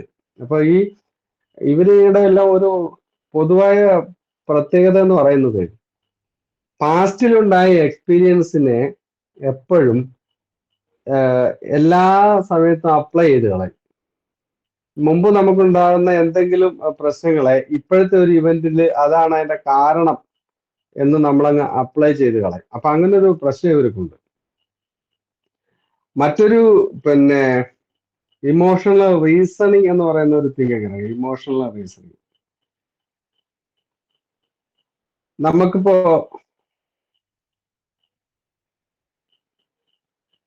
ഒരു ചിന്ത, നെഗറ്റീവ് ചിന്ത ഉണ്ടാകുന്ന ആ നെഗറ്റീവ് ചിന്ത വളരെ റിയൽ ആണ് എന്ന് നമ്മൾ തന്നെ സ്ഥാപിക്കാൻ ശ്രമിക്കുന്ന ഒരു അവസ്ഥയാണ് emotional reading. I feel like a bad friend. നമ്മൾ മൂന്നാല് പേരോട് ഇടപെട്ട് അവരോടൊക്കെ രണ്ടു മൂന്ന് പേരോട് ഇടപെട്ടപ്പോൾ അവരോടൊക്കെ പിണങ്ങേണ്ട ഒരവസ്ഥയുണ്ടായി. അവരോട് രണ്ടു മൂന്ന് പേരോട് പിണങ്ങേണ്ട അവസ്ഥ ഉണ്ടായതിൽ എന്റെ ഭാഗത്താണ് ന്യായമെങ്കിലും ഞാൻ അതിനെപ്പറ്റി തിരിച്ചേ ചിന്തിക്കത്തുള്ളൂ. എന്താ, ഞാനൊരു മോശം ഫ്രണ്ടാണ്, അതുകൊണ്ടാണ് ഈ പിണങ്ങേണ്ടി വന്നത്. ഞാൻ എല്ലാവരോടും പിണങ്ങും, കാരണം എനിക്ക് ഒരാളോട് ഫ്രണ്ട്ഷിപ്പ് നിലനിർത്താനുള്ള കഴിവില്ല. അതുകൊണ്ടാണ് ആളുകൾ എന്നോടെല്ലാം പിണങ്ങി പോകുന്നത് എന്നൊരു എല്ലാ നെഗറ്റീവ് കാര്യങ്ങളും ഇമോഷണലായിട്ട് റീസണിങ് ചെയ്യുന്ന ഒരവസ്ഥ ഉണ്ടാകുന്നു. അതാണ് നമ്മൾ ഇമോഷണൽ റീസണിങ് എന്ന് പറയുന്നത്. ഡിസ്ക്വാളിഫൈങ് ദ പോസിറ്റീവ്. നമ്മൾക്ക് എല്ലാ കാര്യങ്ങൾക്കും നെഗറ്റീവ് ആസ്പെക്റ്റുകൾ ഉണ്ടാകും. അതിന് നമ്മൾ സാധാരണഗതിയിൽ പോസിറ്റീവായുള്ള കാര്യങ്ങളുമായിട്ട് മുന്നോട്ട് പോവുക, നെഗറ്റീവായിട്ടുള്ള കാര്യങ്ങളെ അവഗണിക്കേണ്ടതാണെങ്കിൽ അവഗണിക്കുക, അല്ലെങ്കിൽ അതിന്റെ കാരണം കണ്ടെത്തി തിരുത്താൻ ശ്രമിക്കുക. ഇതാണ് നോർമലി ചിന്തിക്കുന്ന ഒരാൾ ചെയ്യുക. പക്ഷേ ഒരു കോഗ്നിറ്റീവ് ഡിസ്റ്റോർഷൻ ഉള്ള ഒരാൾ ഈ പോസിറ്റീവ് നെഗറ്റീവായിട്ടുള്ള കാര്യങ്ങൾ നടക്കുന്നതിൽ നെഗറ്റീവായിട്ടുള്ള കാര്യങ്ങളെ മാത്രം പരിഗണിക്കുകയും പോസിറ്റീവായിട്ടുള്ള കാര്യങ്ങളെ അപ്പാടെ അവഗണിച്ച് കളയുകയും ചെയ്യും. ആ നെഗറ്റീവ് കാര്യത്തെ പറ്റി ചിന്തിച്ചുകൊണ്ട് മുന്നോട്ട് പോകുന്ന ഒരവസ്ഥ ഉണ്ടാകും. ഇപ്പൊ ഉദാഹരണം പറഞ്ഞു കഴിഞ്ഞാൽ, അപ്പോ നമ്മളൊരു ക്ലാസ് എടുക്കുകയാണ്. നമ്മളൊരു ക്ലാസ് എടുത്തു കഴിഞ്ഞ് അതിന്റെ ഒരു റിവ്യൂ ഒക്കെ വരുവാണ്. ആ റിവ്യൂ വന്നു കഴിയുമ്പോൾ എല്ലാവരും കുറെ ആളുകൾ നല്ല അഭിപ്രായങ്ങൾ പറഞ്ഞു. കൂട്ടത്തിൽ ഒരാൾ ഒരു ക്രിറ്റിക്കൽ ആയിട്ടുള്ള ഒരു ഫീഡ്ബാക്ക് പറഞ്ഞു, പിന്നെ ക്ലാസ് ഒക്കെ നന്നായിരുന്നു, പക്ഷെ കുറച്ചുകൂടി എക്സാമ്പിൾ ഒക്കെ വെച്ചിട്ട് അത് അവതരിപ്പിക്കാമായിരുന്നു, അല്ലെങ്കിൽ ഒരു പ്രസന്റേഷൻ വെച്ച് കാണിക്കാൻ. ഒരു പ്രസന്റേഷൻ ഇല്ലാതെ ഇതൊരു പ്രസംഗം പോലെ ആയിപ്പോ. ഒരു പ്രസന്റേഷൻ, ഒരു സ്ലൈഡ് ഷോ ഒക്കെ ഉണ്ടായിരുന്നെങ്കിൽ കുറച്ച് നന്നാകുമായിരുന്നു എന്നൊരാൾ അഭിപ്രായം പറഞ്ഞു. അതോടുകൂടി ഇയാള് പരിപാടി ഇളമ്പോട് മാറും, ഇയാൾ ഡിപ്രസ്ഡ് ആകും. ഈ ഒരു മനുഷ്യൻ പറഞ്ഞ ഒരു കാര്യത്തെ പറ്റി മാത്രം ആലോചിച്ചുകൊണ്ട് പോസിറ്റീവായിട്ടുള്ള കാര്യങ്ങളെല്ലാം തള്ളിക്കളയുന്ന ഒരു കുഴപ്പം, ചിന്താ വൈകല്യം. അതാണ് ഡിസ്ക്വാളിഫൈങ് ദ പോസിറ്റീവ് എന്ന് നമ്മൾ അർത്ഥമാക്കുന്നത്. പിന്നെ ഈ ഇവരെല്ലാം മുൻകൂട്ടി ചില കാര്യങ്ങൾ ഉറപ്പിച്ചു വെച്ചിട്ടുണ്ട്. ആ മുൻകൂട്ടി ആലോചിച്ചു വെച്ച കാര്യങ്ങളിൽ നിന്ന് വ്യത്യസ്തമായി എന്ത് സംഭവിച്ചാലും സ്ട്രെസ് ആകും, അത് അംഗീകരിച്ചു കൊടുക്കാൻ തയ്യാറാകില്ല. അപ്പൊ അത്തരം ഒരു അവസ്ഥയാണ് should statement. The belief that things should be a certain way. ഇത് ഇങ്ങനെ തന്നെ ആയിരിക്കണം, ഞാൻ എല്ലാ കാര്യത്തിലും പെർഫെക്റ്റ് ആയിരിക്കണം. അപ്പൊ അത് ഏതെങ്കിലും ഒരു കാര്യത്തിൽ പെർഫെക്റ്റ് ആയില്ലെങ്കിൽ ഞാനൊരു മോശം മനുഷ്യനാണ്. ഞാൻ പരീക്ഷ എഴുതുന്നതെല്ലാം പാസ് ആയിരിക്കണം. എനിക്ക് ഏതിനെങ്കിലും മാർക്ക് കുറഞ്ഞു കഴിഞ്ഞാൽ അത് എന്റെ ഒരു വലിയ കഴിവ് കുറവാണ് എന്നുള്ള എക്സ്ട്രീമുകളിൽ അവർ എപ്പോഴും ആ ഒരു എക്സ്ട്രീമുകളിലേക്കായിരിക്കും ചിന്തിക്കുന്നത്. അപ്പം അത് it should be like that, ഇത് അങ്ങനെ ആയിരിക്കണം എന്നുള്ള ഒരു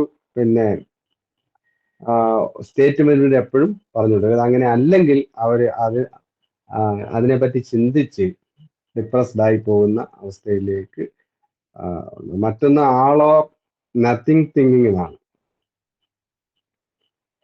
ഒന്നും എല്ലാം ശരിയായിരിക്കണം, അല്ലെങ്കിൽ ഒന്നും ശരിയല്ല എന്നുള്ള അതിന്റെ ഇടയ്ക്കുള്ള ഒരു സംഗതിയെ പറ്റി അവർ ചിന്തിക്കില്ല. എക്സ്ട്രീമിനെ സംബന്ധിച്ചിട്ടായിരിക്കും അവര് ചിന്തിക്കുക. അപ്പൊ ഇങ്ങനെ നിരവധി തരത്തിലുള്ള തിങ്കിങ് എറേഴ്സ് കൊണ്ടു നടക്കുന്ന ആളുകൾ അത് അവരുടെ ബിഹേവിയറിലേക്ക് വരികയും അവരുടെ തന്നെ മാനസിക പ്രശ്നങ്ങൾ, ശാരീരികമായ പ്രശ്നങ്ങളിലേക്കൊക്കെ നയിക്കുകയും ചെയ്യുന്നതായിട്ട് നമുക്ക് കാണാം. അപ്പോൾ ഇതിന്റെ ഒരു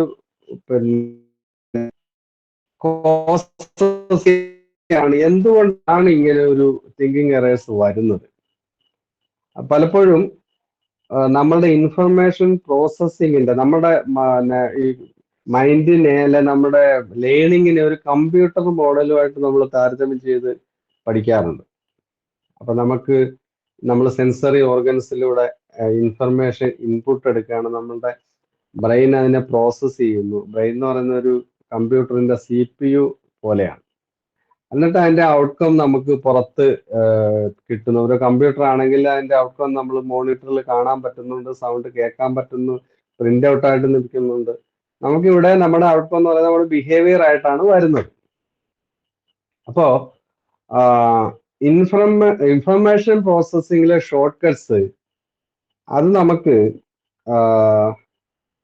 ഈ തിങ്കിങ് എറേഴ്സ് ഉണ്ടാക്കാറുണ്ട്. നമ്മൾ ഔട്ട്ഡേറ്റഡ് ആയിട്ടുള്ള ഡൈക്കോട്ടമസ് ആയിട്ടുള്ള സ്കീമ എന്ന് പറയുന്നത് നമുക്കറിയാവുന്ന കാര്യമാണ്. നമ്മൾ ഒരു പുതിയ കാര്യത്തിന് അല്ലെ നമ്മുടെ മുന്നിൽ വരുന്ന ഒരു ഇൻഫർമേഷനെ എങ്ങനെയാണ് മനസ്സിലാക്കിയെടുക്കുന്നത്, അതുവരെ നമ്മൾ പഠിച്ചു വെച്ച കാര്യങ്ങളുമായിട്ട് റിലേറ്റ് ചെയ്തുകൊണ്ട് ഈ കണ്ട കാര്യത്തിനെ മനസ്സിലാക്കിയെടുക്കാൻ വേണ്ടി ശ്രമിക്കുകയാണ്.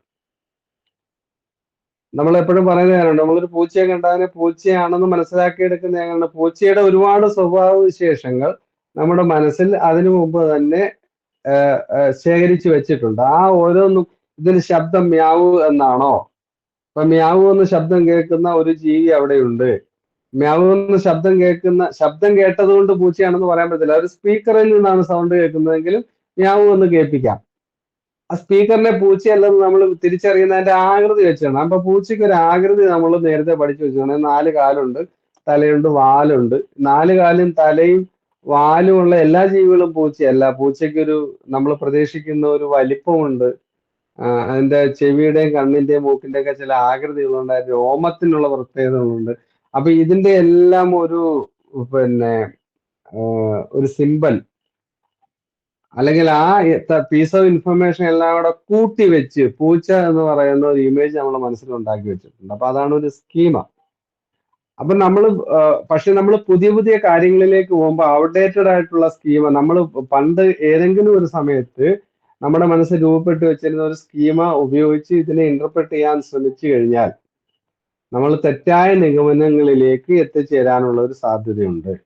മുമ്പ് 2-3 തവണ എനിക്ക് ഒരു അബദ്ധം പറ്റി, അതുകൊണ്ട് ഇനി എനിക്ക് പറ്റുന്നത് മുഴുവൻ അബദ്ധമായിരിക്കും എന്നുള്ള ഒരു പിന്നെ മിസ്ഇന്റർപ്രിട്ടേഷനിലേക്ക് നമ്മൾ എത്തിച്ചേരുന്നത് ഈ ഇൻഫർമേഷൻ പ്രോസസ്സിന്റെ ഒരു ഷോർട്ട് കട്ടാണ്. അതിന് മുമ്പ് അങ്ങനെ സംഭവിച്ചു, അതുകൊണ്ട് ഇനി നമ്മൾ അങ്ങനെയായിരിക്കും സംഭവിക്കുക എന്ന് വിചാരിക്കുന്ന ഒരു അംശമുണ്ട്. നമ്മൾ ചൈൽഡ്ഹുഡിൽ പഠിച്ചു വെച്ചിട്ട കാര്യങ്ങൾ നമുക്കിപ്പം ചൈൽഡ്ഹുഡിൽ നമ്മുടെ ഇൻഫർമേഷൻ പ്രോസസ്സിങ്ങിന് നമുക്ക് അത്രയും കഴിവേ ഉണ്ടായിരിക്കത്തുള്ളൂ. അപ്പൊ അന്ന് ഉണ്ടായുള്ള ഒരു അനുഭവം, അന്നുണ്ടായിട്ടുള്ള ഒരു ഇവന്റ് ഇന്നും അതേപോലെ തന്നെ നമുക്ക് ഇന്റർപ്രറ്റ് ചെയ്യാൻ കഴിയണം. ഇത് നമ്മൾ കുറച്ചുകൂടി കപ്പാസിറ്റിയിലേക്ക് വളർന്നിട്ടുണ്ട്. അപ്പൊ നമ്മൾ പാസ്റ്റിൽ ഉണ്ടായിട്ടുള്ള ഒരു എക്സ്പീരിയൻസ് ഇന്ന് നമുക്ക് അതേ നിലയിൽ എടുക്കേണ്ട ആവശ്യമില്ല. പക്ഷെ നമ്മളുടെ ബ്രെയിൻ അതിനെ പണ്ട് നമ്മൾ പഠിച്ചു വെച്ചത് എങ്ങനെയാണോ അതേ നിലയിലേക്ക് എടുക്കുന്ന ഒരവസ്ഥ ഉണ്ടാകുന്നത് തിങ്കിങ് എറേഴ്സിന് കാരണം ആകാറുണ്ട്. ഡൈക്കോട്ടമസ് ആയിട്ടുള്ള സ്കീമുകൾ, ഡൈക്കോട്ടമസ് എന്ന് വെച്ചാൽ ഒന്നീ ചീത്ത അല്ലെങ്കിൽ നല്ലത്, ഇതിന്റെ ഇടയിലുള്ള ഒരു സാധനത്തിനെ നമ്മൾ അഡ്രസ് ചെയ്യാതെ പോകുന്നു. അതുപോലെ തന്നെ നമ്മളുടെ മെന്റൽ നോയ്സസ് ഉണ്ട്. നമ്മൾ ഒരുപാട് കാര്യങ്ങളെ പറ്റി ആലോചിച്ച് ചിന്തിച്ച് വിഷമിച്ച് ഒന്നിന് ശ്രദ്ധ കൊടുക്കാൻ കഴിയാതെ പോകുന്ന അവസ്ഥകളിൽ നമുക്ക് തിങ്കിങ് എറേഴ്സ് ഉണ്ടാകാറുണ്ട്. നമ്മുടെ ബ്രെയിനിന്റെ ലിമിറ്റഡ് ആയിട്ടുള്ള കപ്പാസിറ്റി ഉണ്ട്, ഇൻഫർമേഷൻ പ്രോസസ്സിങ്ങിലുള്ള നമ്മുടെ കപ്പാസിറ്റി. അപ്പൊ നേരത്തെ പറഞ്ഞ പോലെ നമ്മൾ ചെറുപ്പത്തിൽ നമ്മുടെ ബ്രെയിനിന്റെ കപ്പാസിറ്റി വളരെ കുറവാണ്. അപ്പൊ ബ്രെയിൻ കപ്പാസിറ്റി കുറവായിരിക്കുന്ന സമയത്ത് അല്ലെങ്കിൽ നമ്മളൊരു ക്രൈസിസിൽ നിൽക്കുക, ഒരു ക്രൈസിസിലുള്ള സമയത്ത് നമ്മളുടെ ബ്രെയിനിന്റെ പ്രോസസ്സിംഗ് കപ്പാസിറ്റി ലിമിറ്റ് ആകും. അപ്പൊ നമ്മളുടെ ഇമോഷൻസ് കുറച്ച് കൂടി നിൽക്കുന്ന സമയമായിരിക്കും, HP സമയമായിരിക്കും. അപ്പൊ ആ സമയത്ത് നമുക്ക് കാര്യമായിട്ട് ഇൻഫർമേഷൻ പ്രോസസ്സിലേക്ക് പോകാൻ പറ്റത്തില്ല. ഈ 2 അവസരങ്ങളിൽ ഉണ്ടാകുന്ന ചില അനുഭവങ്ങളെ, ചെറുപ്പമായിരിക്കുന്ന കാലത്തുണ്ടാകുന്ന ചില അനുഭവങ്ങളെയും നമുക്കറിയാം നമ്മുടെ തിങ്കിങ് പ്രോസസ്സ് അല്ലെങ്കിൽ നമ്മുടെ പ്രശ്നങ്ങൾ, നെഗറ്റീവ് ഓട്ടോമാറ്റിക് തോട്ട്സ് എല്ലാം റിലേറ്റ് ചെയ്തിരിക്കുന്ന ചില ക്രൈസിസുമായി ബന്ധപ്പെട്ട ആ ക്രൈസിസിലുണ്ടാകുന്ന ഒരു അനുഭവത്തിൽ നമ്മൾ ജനറലൈസ് ചെയ്ത് കളയാം.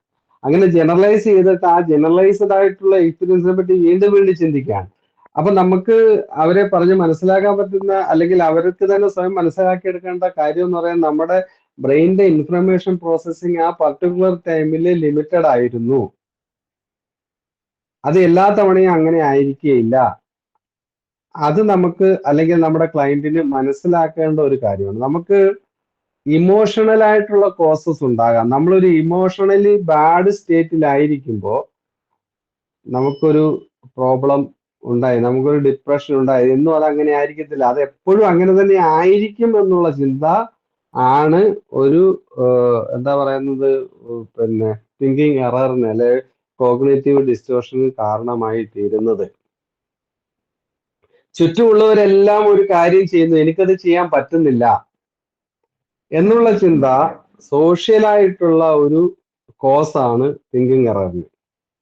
എല്ലാവർക്കും എല്ലാ കാര്യങ്ങളും ചെയ്യാൻ കഴിയുകയില്ല എന്നുള്ള ഒരു ജനറൽ അസംഷൻ മറന്നിട്ട് മറ്റുള്ളവർക്ക് എല്ലാം ചെയ്യാൻ കഴിയുന്നു, എനിക്കത് ചെയ്യാൻ കഴിയുന്നില്ല എന്നുള്ള ഒരു അവസ്ഥയിലേക്ക് അവര് എത്തിച്ചേരാറുണ്ട്. അപ്പൊ ഇമോഷണൽ കോസസ് ഉണ്ട്, മോറൽ കോസ് ഉണ്ട്. നമ്മൾ എല്ലാത്തിനെയും ഒരു മൊറാലിറ്റിയുടെ പേരിൽ അളക്കുകയാണ്. നമ്മൾ അത് അങ്ങനെ ചെയ്യണമായിരുന്നു, അത് അങ്ങനെ ചെയ്യാതിരുന്നത് വളരെ മോശമായി പോയി, അവർക്കത് ബാഡ് ഫീൽ ചെയ്ത് കാണും എന്നൊക്കെ നമ്മൾ ചിന്തിക്കുക. നമ്മൾ ഏത് അവസ്ഥയിലായിരിക്കും നമ്മൾ അങ്ങനെ ഒരു പ്രവൃത്തി ചെയ്തത്. നമ്മളൊരു കാര്യം ചെയ്തു, അത് മോശമായി പോയി. അത് മോശമാകുന്നതിന് വേണ്ടി നമുക്കായി ചില റീസൺസ് ഉണ്ട്. അത് മറന്നിട്ട് ഞാനത് ചെയ്തത് മോശമായി പോയി, ഞാൻ അങ്ങനെ ചെയ്യാൻ പാടില്ലായിരുന്നു, അത് മറ്റുള്ളവരെ ഹർട്ട് ചെയ്യും എന്നുള്ള കാര്യം മാത്രം ചിന്തിച്ച് നമ്മൾ പോകുന്ന ഒരു അത് അങ്ങനെ ആ ഒരു ചിന്താഗതി തിങ്കിങ് എററിന് കാരണമായിട്ടുണ്ട്. ഇങ്ങനെ ഉള്ള തിങ്കിങ് എററിന്റെ ഇമ്പാക്ട് എന്തൊക്കെയായിരിക്കും? ഇത് മാത്രമല്ല, ഇത് ഞാൻ കുറെ എക്സാമ്പിൾ പറഞ്ഞെന്നുള്ളൂ. ഇതല്ലാതെ ധാരാളം കോസസ് തിങ്കിങ് എററിനായിട്ട് നമുക്ക് കണ്ടുപിടിക്കാൻ പറ്റും. നമ്മുടെ ചുറ്റുപാടും തന്നെ നമുക്ക് ധാരാളം കോസസ് കണ്ടുപിടിക്കാൻ പറ്റും. അതിൽ വായിച്ചാൽ നെറ്റിലൊക്കെ അതിന് ധാരാളം പിന്നെ ഫാലസികൾ അതെല്ലാം അവൈലബിൾ ആണ്. ഇപ്പം എല്ലാത്തിന്റെ ഒരു പൊതുവായിട്ടുള്ള നമുക്ക് കാണാൻ കഴിയുന്ന വസ്തുത എന്ന് പറഞ്ഞാൽ നമ്മുടെ പാസ്റ്റിൽ ഉണ്ടായിരുന്ന ചില എക്സ്പീരിയൻസിൽ നമ്മൾ സ്റ്റക്കായി നിന്ന് പോവുക, ഓവർ ജനറലൈസ് ചെയ്യാൻ ശ്രമിക്കുക, ഇങ്ങനെയുള്ള ഒരു സംഗതികൾ നമ്മൾ പാസ്റ്റ് എക്സ്പീരിയൻസിനെ പ്രസന്റിൽ പിന്നെ കൂട്ടിമുട്ടിക്കാൻ ശ്രമിക്കുക തുടങ്ങിയിട്ടുള്ള കാര്യങ്ങളിലാണ് ഇത് നിന്നു പോകുന്നത്. അപ്പൊ ഇതിന്റെ ഫലമായിട്ട് നമുക്കുണ്ടാകുന്ന ഒരു ഫ്ലൈറ്റ് ഫ്ലീ റിയാക്ഷൻ നമ്മളുടെ ഈ ഹൈപ്പോതലാമസ് അതുപോലെ പിറ്റ്യൂട്ടറി അഡ്രിനാലിൻ തുടങ്ങിയിട്ടുള്ള അതിന്റെ ഒരു ആക്സസ് ഉണ്ട്. ഇതാണ് നമ്മൾ നമുക്കൊരു സ്ട്രെസ് ഉണ്ടാകുമ്പോൾ ആ സ്ട്രെസ്സിനെ എങ്ങനെയാണ് നമ്മൾ അതിജീവിക്കുന്നത് അതിജീവിക്കാൻ വേണ്ടി നമുക്ക് നമ്മുടെ ബോഡിയിൽ ഉണ്ടായിട്ടുള്ള ഒരു സിസ്റ്റമാണ് ഈ HPA ആക്സസ് എന്ന് പറയുന്നത്. അപ്പൊ ആ HPA ആക്സസിനെ നമ്മൾ പിന്നെ ആക്ടിവേറ്റ് ചെയ്യിക്കാൻ വേണ്ടി തിങ്കിങ് എറേഴ്സിന് സാധിക്കും. അതില് പിന്നെ ആ ഒരു സംഗതിയെ പറ്റി നമ്മൾ കൂടുതൽ പറയുകയല്ല. അതിന്റെ ഒരു പ്രവർത്തന രീതിയാണ് പിന്നീട് ഇതിന്റെ ഒരു പിന്നെ ഇമ്പാക്റ്റ് ആയിട്ട് വരുന്നത്. അതിന്റെ ഒന്നാമത്തെ സംഗതിയാണ് ആങ്സൈറ്റി ഉണ്ടാകുന്നത്, ഇമോഷണൽ അപ്സെറ്റ് ഉണ്ടാകും, അമിതമായ ആങ്സൈറ്റി ഉണ്ടാകും, നമുക്ക് ബിഹേവിയർ പ്രോബ്ലംസ് ഉണ്ടാകും. നമ്മൾ എല്ലാ കാര്യങ്ങളിൽ നിന്നും പിന്മാറി നിൽക്കും. ഞാൻ ഇപ്പം നേരത്തെ പറഞ്ഞ പോലെ ഞാൻ ഇടപെടുന്നത് കൊണ്ടാണ് എൻ്റെ സുഹൃത്തിന് ദോഷമുണ്ടാകുന്നുള്ള ഒരു ചിന്തയ്ക്ക് ഞാൻ ആ സുഹൃത്തിന്റെ അടുത്ത് പോകാതെയാണ്. ആ സുഹൃത്തിന്റെ അടുത്ത് പോകാത്തത് ഒരു സുഹൃത്തിനാണ് പ്രശ്നം ഉണ്ടായത്. ഒരു സുഹൃത്തിന് പ്രശ്നം ഉണ്ടാകുകയാണെങ്കിൽ മറ്റുള്ള സുഹൃത്തുക്കൾക്ക് ഇനി പ്രശ്നം ഉണ്ടാകാൻ പോവുക എന്നുള്ള ഒരു ഓവർ ജനറലൈസേഷനിലേക്ക് നമ്മൾ എത്തിച്ചേരും. അതിന് ഞാൻ മറ്റു സുഹൃത്തുക്കളെ അവോയ്ഡ് ചെയ്യാൻ വേണ്ടി ശ്രമിക്കും. ഈ സുഹൃത്തുക്കളെല്ലാം മാറി നിന്ന് കഴിയുമ്പോൾ ഇയാളിത് ചിന്തിക്കുന്ന സുഹൃത്തുക്കൾ ഞാൻ വിഡ്രോ ചെയ്യുമ്പോൾ സുഹൃത്തുക്കൾക്ക് നല്ല കാലം ഉണ്ടാകും. പക്ഷെ ഇങ്ങനെ മാറി നിൽക്കുമ്പോൾ ഇയാൾക്ക് സ്ട്രെസ് ഉണ്ടാകും, കൂട്ടുകാരില്ല. ആ സ്ട്രെസ് അകറ്റാൻ വേണ്ടി ഇയാൾ അഡിക്ഷനിലേക്ക് നീങ്ങിപ്പോകും. അപ്പൊ അയാള് പിന്നെ അത്തരത്തിലുള്ള സബ്സ്റ്റൻസ് അബ്യൂസിലേക്കൊക്കെ പോയി പ്രശ്നത്തിൽ ചെന്ന് ചാടും. ഇതിനെപ്പറ്റി ചിന്തിച്ച് ഇയാൾക്ക് ഉറക്കമില്ലാതെ വരും. ഇയാളുടെ സ്ട്രെസ് കാരണം ഇയാള് ഒന്നുകിൽ ഭക്ഷണം കഴിക്കാതെയാകും, അല്ല അയാൾ ഓവർ ഈറ്റിങ്ങിലേക്ക് പോകും. ഇങ്ങനെ മൊത്തത്തിൽ നോക്കിക്കഴിഞ്ഞാൽ ഈ ഒരു ചിന്ത, ഈ തിങ്കിങ് എറേഴ്സ് അയാളെ ബിഹേവിയർ പ്രോബ്ലങ്ങളിലേക്ക് കൊണ്ടുവന്ന് ചാടിക്കും. ഇത് ഇയാളുടെ ബിഹേവിയറിൽ മാത്രമല്ല, ഇയാൾക്ക് ഫിസിക്കലി പ്രശ്നം ഉണ്ടാക്കും, സ്ട്രെസ് റിലേറ്റഡ് ആയിട്ടുള്ള രോഗങ്ങൾ വരും, നിരന്തരമായ തലവേദന ഉണ്ടായിരിക്കും, ശരീരവേദന ഉണ്ടായിരിക്കും, വയറുവേദന ഉണ്ടായിരിക്കും, ഗ്യാസ്ട്രോ ഇൻഡസ്ട്രിയൽ പ്രോബ്ലംസ് ഉണ്ടാകും. മിക്കപ്പോഴും ഈ ഗ്യാസ് അല്ലെ ഗ്യാസ്ട്രോ ഇൻഡസ്ട്രിയൽ പ്രോബ്ലത്തിന്റെ ഒരു പ്രധാന കാരണം സ്ട്രെസ് ആയിരിക്കും. അതുപോലെ തന്നെ ഇയാൾ ഇതിനൊരു സോഷ്യൽ ഇമ്പാക്റ്റ് ഉണ്ടാകും.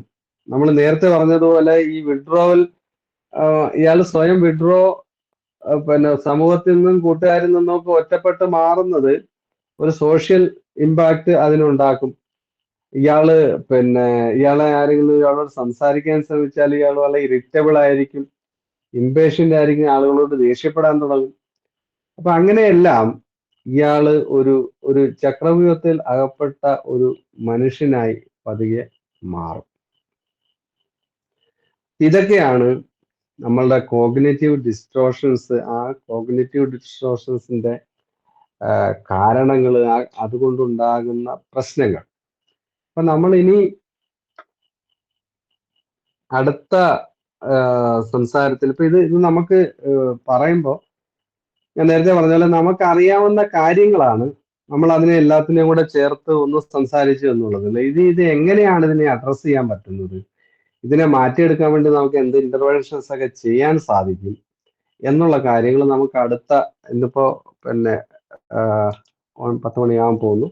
ഇനി ഒരു സെഷൻ, ഒരു കാര്യം നമുക്ക് തുടങ്ങാൻ സമയമില്ലാത്തത് കൊണ്ടും ഇതിനെ ആഡപ്പ് ചെയ്തുകൊണ്ട് സംസാരിക്കാൻ നമുക്ക് പറ്റുന്ന ആളുകളിവിടെ ഉണ്ട്. നിങ്ങളുടെ ഇടയിൽ തന്നെ അല്ലെങ്കിൽ ആർക്കെങ്കിലും ഒരു ചർച്ചയിൽ പങ്കെടുക്കാൻ സാധിക്കുന്നുണ്ട്. നമ്മളിപ്പോ ഇന്നത്തെ സെഷൻ ഇവിടെ കൊണ്ട് അവസാനിപ്പിക്കുകയാണ്. അപ്പൊ ഞാൻ പൊതുവെ പറയാൻ ശ്രമിച്ചത് എന്തൊക്കെയാണ് കോഗ്നിറ്റീവ് ഡിസ്റ്റോർഷൻസ്, എന്തുകൊണ്ടാണ് അത് സംഭവിക്കുന്നത്, അതുകൊണ്ട് ഒരു മനുഷ്യനുണ്ടാകുന്ന പ്രശ്നങ്ങൾ എന്തൊക്കെയാണ് എന്നുള്ളതാണ്. ഇനി നിങ്ങൾ ഷാദ് സാറ് എന്തെങ്കിലുമൊക്കെ അതുമായിട്ട് കൂട്ടിച്ചേർത്ത് സംസാരിക്കുമെന്ന് ഞാൻ കരുതുകയാണ്. നിങ്ങൾക്ക് എന്തെങ്കിലും, അപ്പൊ ഇതൊരു സംശയം ചോദിക്കാൻ അതിന് പൂർണ്ണമായിട്ട് മറുപടി പറയാന്നുള്ള അർത്ഥത്തിൽ അതിനേക്കാൾ കൂടുതലായിട്ട് ചർച്ച എന്നുള്ള തരത്തിലേക്കാണ് ഞാൻ അതിനെ കാണുന്നത്. കാരണം എല്ലാ ചോദ്യങ്ങൾക്കും മറുപടി ഈ വിഷയത്തിൽ പറയാൻ, എല്ലാ ചോദ്യങ്ങൾക്കും എനിക്ക് മറുപടി പറയാൻ സാധിക്കും എന്ന് നിങ്ങൾ പ്രതീക്ഷിക്കേണ്ടതില്ല.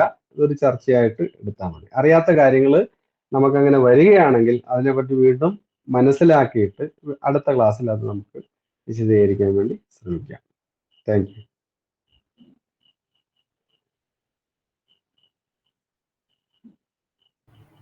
ആർക്കെങ്കിലും ഇതിനോട് ആഡ് ചെയ്ത് പറയാനായിട്ടോ എന്തെങ്കിലും സംശയങ്ങളുണ്ടെങ്കിലോ ചോദിക്കാം.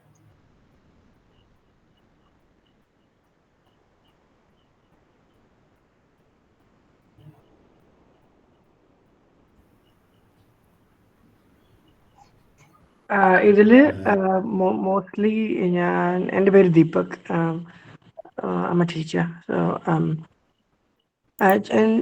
ഞാൻ മനസ്സിലാക്കി ഇപ്പം ഇത് ഫുൾ ഒരു മാസക്കിസ്റ്റിക് രീതിയിലാണ് ഇതിൻ്റെ ഫുൾ എനിക്ക് മനസ്സിലാവുന്നത് ഇതുവരെ ഉള്ളതിൽ. he is never blaming others, he or she is never blaming others, but blame is always intrinsic, like self-incriminating, all this, ഒരു masochistic. ഈ ഒരു തലം മാത്രമാണോ അതോ അതിന്റെ മറ്റേ തലത്തിലേക്കും പോവാൻ പറ്റുമോ? ഓക്കെ, നല്ലൊരു ഒബ്സർവേഷൻ ആണ്. ശരിക്കും ബക്ക് ഇത് അവതരിപ്പിക്കുമ്പോൾ ഒരു സെൽഫ് പെർസിക്യൂട്ടിംഗ് ടെൻഡൻസി ആയിട്ടാണ് ഈ തോട്ടുകളെ അവതരിപ്പിക്കുന്നത്. പക്ഷെ ജനറലായിട്ട് നമ്മൾ സൈക്കോളജി പഠിക്കുമ്പോൾ നമുക്ക് ഏതെങ്കിലും ഒരു സൈക്കിക് ഒരു പ്രോബ്ലം ഉണ്ടെങ്കിൽ, ഒരു പെയിൻ ഉണ്ടെങ്കിൽ, അത് നമ്മളിലേക്കൊരു ഇൻട്രോസ്പെക്ഷൻ നടത്താനായിട്ട് നമ്മൾ തയ്യാറാകാതെ പലപ്പോഴും മറ്റുള്ളവരെ ബ്ലെയിം ചെയ്യുന്നവരായിട്ട് നമ്മൾ മാറും എന്നുള്ള ഒരു സംഗതിയാണ് ജനറലായിട്ട് നമ്മൾ പറയുക. അതിന് ഒരു ടെക്നിക്കൽ വേർഡ് ഞാൻ പ്രത്യേകിച്ച് കേട്ടിട്ടുണ്ട്. പക്ഷെ ബക്ക് ഈ കാര്യങ്ങൾ എങ്ങനെ അവതരിപ്പിക്കുമ്പോൾ ഒരു സെൽഫ് പെർസിക്യൂട്ടിംഗ് ടെൻഡൻസി ആണ് നമ്മുടെ തോട്ടുകൾക്ക് ഉള്ളത് എന്ന് ബക്ക് ബെക്ക് ഇങ്ങനെ കരുതുന്നുണ്ട്. നല്ലൊരു ഒബ്സർവേഷൻ ആണ്. Thank you. എനിക്ക് തോന്നിയൊരു സംഗതി എന്ന് പറയാൻ, നമ്മളിപ്പോ ഓരോ കേസിനെയും പ്രത്യേകമായിട്ടാണല്ലോ കാണുന്നത്. അപ്പൊ നമ്മൾ ഒരു ക്ലയന്റുമായിട്ട് ഇടപെട്ട് അയാളെ പഠിക്കാൻ ശ്രമിക്കുമ്പോൾ അയാളുടെ പ്രോബ്ലം ഒരു തിങ്കിങ് എറർ ആണോ, ഒരു കോഗ്നിറ്റീവ് ഡിസ്റ്റോർഷൻ ആണോ അയാളുടെ പ്രോബ്ലത്തിന് കാരണം എന്ന് മനസ്സിലാക്കുക എന്നുള്ളതാണ്. അപ്പൊ നമ്മൾ ഈ പറഞ്ഞ സംഗതികളൊക്കെ അയാളുടെ സംസാരത്തിലും പ്രവൃത്തിയിലും പ്രതിഫലിക്കുന്നുണ്ടെങ്കിൽ അത് CBT-യിലൂടെ പരിഹരിക്കാൻ പറ്റുന്ന ഒരു പ്രോബ്ലമായിട്ട് നമുക്ക് അതിനെ കണക്കാക്കാം. പക്ഷെ സാറ് പറഞ്ഞ പോലെ മറ്റുള്ളവരെ ബ്ലെയിം ചെയ്യുക, എല്ലാം മറ്റുള്ളവരിലേക്ക് ചാരുക എന്ന് പറയുന്ന ബിഹേവിയർ പ്രോബ്ലംസും ഉണ്ട്. അപ്പൊ പക്ഷെ ഈ നെഗറ്റീവ് ഓട്ടോമാറ്റിക്കൽ തോട്ട് മിക്കപ്പോഴും വരിക ഈ സെൽഫ് പെർസിക്യൂട്ടിംഗ് ആയിട്ടുള്ള ചിന്തകൾക്കാണ്. എന്ന് കരുതി ലോകത്തുള്ള എല്ലാ പ്രോബ്ലവും അങ്ങനെയാണെന്നല്ല നമ്മൾ ഈ പറഞ്ഞതിന്റെ അർത്ഥം. ഇപ്പൊ തിങ്കിങ് എറേഴ്സ് നമുക്ക് ഐഡന്റിഫൈ ചെയ്യാൻ സാധിക്കണം എന്നുള്ളതാണ് നമ്മൾ പറഞ്ഞതിന്റെ ഒരു ചുരുക്കം. എനിക്ക് ഒരു ചോദ്യം ചോദിക്കാനുള്ളത്, നമ്മൾ തിങ്കിങ് എറേഴ്സ് ആയിട്ട് cognitive distortion and irrational thought എന്ന് പറഞ്ഞ് 2 കാറ്റഗറീസ് പറഞ്ഞു. ഇപ്പൊ ഇറാഷണൽ തോട്ടിനെ നമുക്ക് മലയാളത്തിൽ യുക്തിപരമല്ലാത്ത ചിന്തകൾ എന്ന് പറയാം. കോഗ്നിറ്റീവ് ഡിസ്റ്റോർഷൻ എങ്ങനെയാണ് നമ്മൾ മലയാളത്തിലേക്ക് ഒന്ന് ട്രാൻസ്ലേറ്റ് ചെയ്യുന്നത്? അതേപോലെ ഒരു സിമ്പിൾ ആയിട്ട് എന്തെങ്കിലും പറയാൻ പറ്റുമോ എന്നുള്ളത് അറിയാനായിരുന്നു. ഇംഗ്ലീഷിൽ it is clear what is distortion and what is cognition. So അതിന്റെ ഒരു ആസ്പെക്ട് മലയാളത്തിൽ പറയുമ്പോൾ എന്താണ് നമ്മൾ ചിന്തയിൽ വരുന്ന അല്ല, ഈ കോഗ്നിഷന് സൈക്കോളജിസ്റ്റുകൾ പറയുന്ന പേര് ജ്ഞാനബുദ്ധി എന്നാണ്. ജ്ഞാനബുദ്ധി വൈകല്യങ്ങൾ എന്നൊക്കെയാണ് പറയുന്നത്. അതിപ്പം അങ്ങനെ പറഞ്ഞാലും പിന്നെ നമ്മൾ എന്തോന്ന് പറഞ്ഞ് പഠിപ്പിക്കേണ്ടി വരും. അപ്പൊ ഈ സാധാരണ ബുദ്ധിയല്ല കോഗ്നിഷൻ എന്ന് പറയുമ്പോൾ നമ്മൾ പഠിച്ചു വെച്ചിട്ടുള്ള കാര്യങ്ങളുമായി ബന്ധപ്പെടുത്തി വരുന്നതുകൊണ്ടാണ് അതിനെ ജ്ഞാനബുദ്ധി എന്ന് പറയുന്നത്. ജ്ഞാനം ഉണ്ടായിട്ട് ആ ജ്ഞാനത്തിൽ നിന്നും ഉണ്ടാകുന്ന ബുദ്ധിയാണ് ജ്ഞാനബുദ്ധി. അതുകൊണ്ടാണ് കോഗ്നിഷൻ എന്ന് പറയുന്നത്. നമ്മൾ നമ്മുടെ പഞ്ചേന്ദ്രിയങ്ങളിലൂടെ ആർജിച്ചെടുത്ത അളവുകളെ ഇന്റർപ്രറ്റ് ചെയ്യുന്ന ഒരു അവസ്ഥ ഈ കോഗ്നിഷനുണ്ട്. അപ്പൊ അത് പഞ്ചേന്ദ്രിയങ്ങളിലൂടെ നമ്മൾ ഉള്ളിൽ എടുക്കണം, അത് നമ്മൾ സ്കീമയായിട്ട് ഉള്ളിൽ സൂക്ഷിക്കണം. ഈ സ്കീമയെ നമ്മൾ ഇന്റർപ്രറ്റ് ചെയ്യാൻ വേണ്ടി ശ്രമിക്കണം. അപ്പൊ അതുകൊണ്ട് സാധാരണ ഒരു ബുദ്ധി അല്ലെ ചിന്ത എന്ന് പറയുന്നതിനെ കോഗ്നിഷൻ എന്ന് നമുക്ക് മലയാളത്തിൽ പറ്റില്ല. അതുകൊണ്ട് തന്നെ ജ്ഞാനബുദ്ധി എന്ന് പറയുന്നു.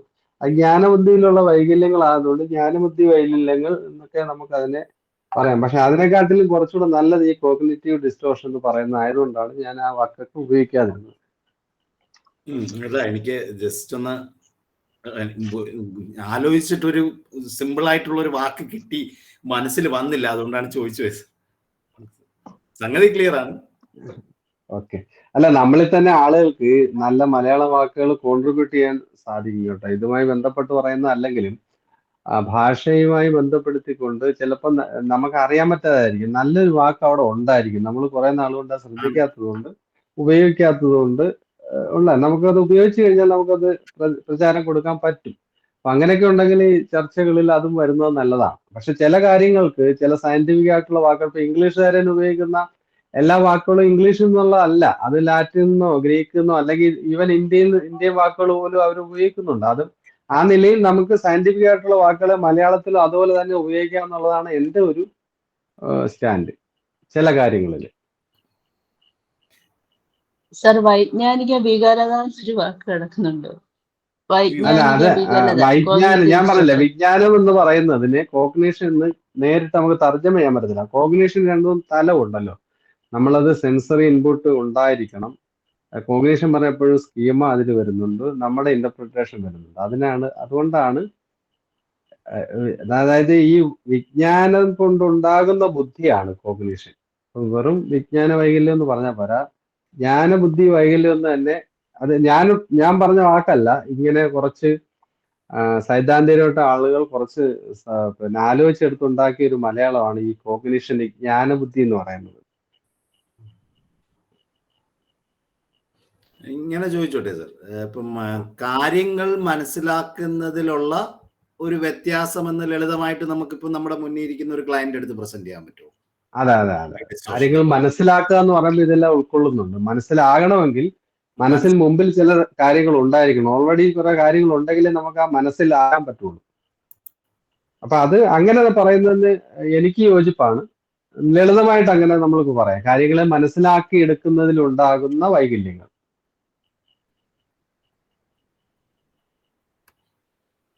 അപ്പൊ നമ്മൾ ഇതുമായി ബന്ധപ്പെടുത്തി പറയുമ്പോൾ ഈ വൈകല്യം എപ്പോഴും നമ്മളുടെ ഈ ഒരു നെഗറ്റീവ് ഇമ്പാക്റ്റിലൊക്കെ പോകുന്നത്. അമിതമായ പോസിറ്റീവ് കൊടുക്കുകയും ചെയ്യാമല്ലോ, പക്ഷെ അത് ഇവിടെ വരുന്നില്ല. എപ്പോഴും ഇവര് നെഗറ്റീവായിട്ട് നമ്മളുടെ ഭാഗത്ത് നോക്കുമ്പോൾ നെഗറ്റീവായിട്ടുള്ളൊരു തോട്ടിലേക്കായിരിക്കും ഇത്തരം ആളുകൾ എപ്പോഴും പോകുക. അതുകൊണ്ടാണ് അവർക്ക് ഡിപ്രഷൻ ഉണ്ടാകുന്നത്, ഡിസ്ട്രസ് ഉണ്ടാകുന്നത്, ആങ്സൈറ്റി ഉണ്ടാകുന്നത്. അല്ലെങ്കിൽ ഇവര് വേറെ ഒരു ഉന്മാദത്തിന്റെ തലത്തിലേക്കാണ് തിരിച്ചു പോവുക. ഓപ്പോസിറ്റ് ആണ് ഉന്മാദത്തിന്റെ തലത്തിലേക്ക്. അപ്പോൾ ഡിപ്രസ്ഡ് ആയിട്ട് വരുന്ന ഒരു രോഗി ഒരിക്കലും തന്നെ പറ്റി നല്ല ചിന്തിച്ചോട്ട് വരുന്നതല്ലല്ലോ. അതാണ്.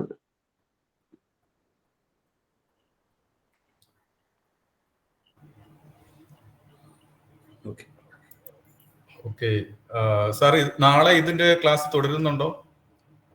നമുക്ക് നാളെ ഇതിന്റെ ഒരു പോർഷൻ, അതായത് ഇപ്പൊ നമ്മൾ പറഞ്ഞു വെച്ചതിന്റെ ബാക്കി പറഞ്ഞ് നമുക്ക് നാളെ കൺക്ലൂഡ് ചെയ്യാം. എനിക്കൊന്ന് നാളെ കൊണ്ട്, പിന്നെ ഷാഹ് സാറിന്റെ ഒരു പോർഷൻ ഓൾറെഡി ബാലൻസ് കിടക്കുന്നുണ്ട്. അപ്പൊ അങ്ങനെയാണെന്ന് എനിക്കൊന്ന് നാളെ കൊണ്ട് നമുക്ക് എന്റെ ഈ ഒരു ഇത് കൺക്ലൂഡ് ചെയ്യാം. ഇതുമായിട്ട് റിലേറ്റ് ചെയ്ത് നമ്മുടെ ടെസ്റ്റിംഗ് അവർ തോട്ട് നമുക്കൊരു അത് സാർ തന്നെ പറഞ്ഞാൽ മതി. അത് ഷാഹ് സാർ തന്നെ പറഞ്ഞാൽ മതി. ഓക്കെ. അപ്പൊ സാർ അങ്ങനെയാണെങ്കിൽ മറ്റന്നാളില് ടെസ്റ്റിംഗ് അവർ തോട്ട് എന്നുള്ളത് ഷാഹ് സാർ തന്നെ പിന്നെ എടുക്കുക. നാളെ സാർ ഇത് കൺക്ലൂഡ് ചെയ്യും. നാളെ ഞാൻ കൺക്ലൂഡ് ചെയ്യാം. ഓക്കെ. അപ്പോൾ ജോയിൻ ചെയ്ത എല്ലാവർക്കും നന്ദി. പ്രസന്റ് ചെയ്ത, വളരെ മനോഹരമായിട്ട് പ്രസന്റ് ചെയ്ത സൻസാറിന് നന്ദി. നാളെ നമുക്ക് ഇതിന്റെ ബാക്കി ഭാഗവുമായിട്ട് കാണാം. ഇതിന്റെ തേർഡ് പാർട്ടായിട്ട് നമുക്ക് നമ്മുടെ തോട്ടിനെ ഒന്ന് ടെസ്റ്റ് ചെയ്യാനായിട്ടുള്ള ഒരു ചെറിയൊരു പ്രാക്ടിക്കൽ സെഷൻ കൂടെ നമുക്ക് ആഡ് ചെയ്യാം. Thank you.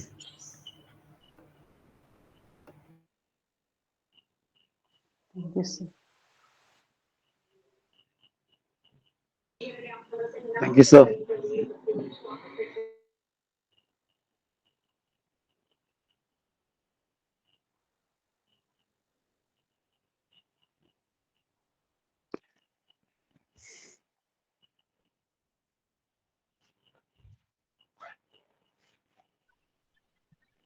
Thank you, sir. Thank you so much.